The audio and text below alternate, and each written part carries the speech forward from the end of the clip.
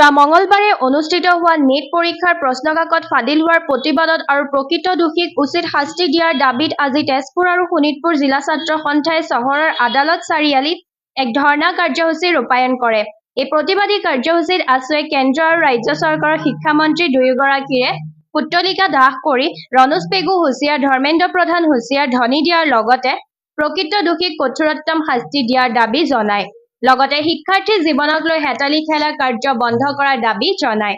লগতে এন্টি এজেন্সিৰ দ্বাৰা পৰিচালিত এই UGC নেট পৰীক্ষাই পৰীক্ষাৰ্থীৰ ভৱিষ্যতৰ জীৱনক লৈ হেতালি খেলা বুলিও গুৰুত্বপূৰ্ণ অভিযোগ উত্থাপন কৰে।